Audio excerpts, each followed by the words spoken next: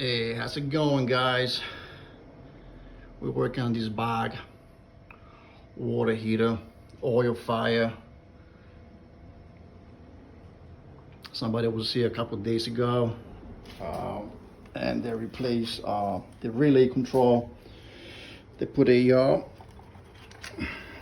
column Pro X. All right, so now we're back, and the problem is the solenoid valve, the delay valve. All right, the original one from column. All right, so we're taking these out, and we're gonna install a new delay valve from Honeywell. All right, and get this baby to run again. They got two water heaters. They have a high demand of hot water in this place. It's a motel. All right, so that's what we're doing today. Thanks for watching.